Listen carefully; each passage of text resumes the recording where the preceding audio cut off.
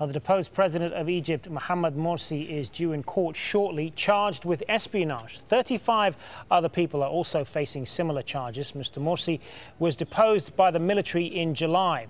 He is accused of inciting murder and using violence against protesters. Those charges relate to the deaths of at least 10 people who were taking part in rallies outside the presidential palace in December 2012.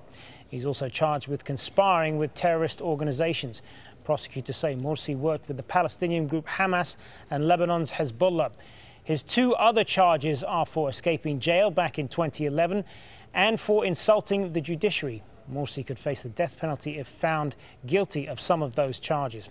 And joining me now to talk more about this is Abdullah Arian from Georgetown University here in Qatar. Thank you for being with us. Now, just talk us through what we're expected to see in today's proceedings. Well, I think, the case itself has yet to really be fully explained by the government. I mean, there's certainly a number of charges, very, very, very serious accusations, but there hasn't been any evidence whatsoever. And I think the problem, of course, is that these are very deeply politicized times in Egypt, and these are politicized charges. And this case is not one that is subject to the kind of usual rigors of law enforcement and investigation and evidence. It's really just more to try to continue to delegitimize the former regime, the former presidency of Mohamed Morsi. If you look at the people who are accused in it, I mean, it includes people who are respected academics like Professor Ahmad from the American University of Cairo, who of course has been singled out and targeted among many, many others, family members, people who are not even members of the Muslim Brotherhood, who are all being kind of pulled in. And this is just a way to kind of silence the dissent and the people who've been opposing the takeover of the country by the military since last July. And so this is just a way to kind of put also fear of other countries, other governments, and try to sort of promote this idea of a strong Egyptian nationalism. Do you have any faith in the independence of Egypt's judiciary at this point in general? Well, we haven't seen really a lot of evidence of that, especially in the last few years. The judiciary was one of the reasons in which the revolution was kind of unsuccessful, because many of them, of course, are Mubarak appointees. They're all deeply politicized figures.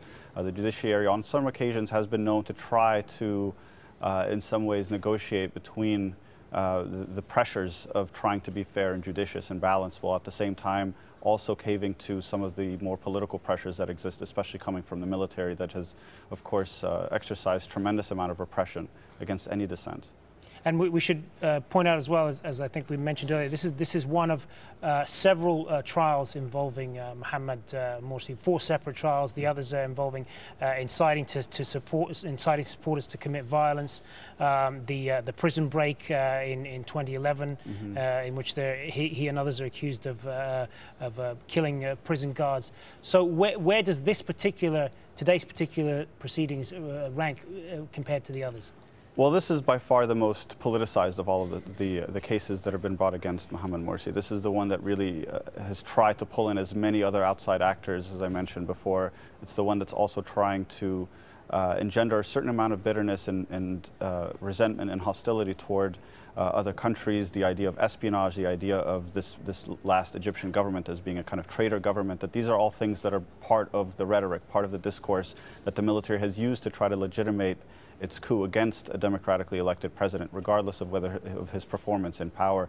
This is trying to show that there was a certain malicious intent to cooperate with terrorist organizations, to try to compromise Egypt's security and things along those lines that I think. And as far as the timing of all of this, with the presidential elections expected in the next couple of months, Field Marshal Abdul-Fattah-el-Sisi expected, hasn't officially announced at the moment, but widely expected to run for president.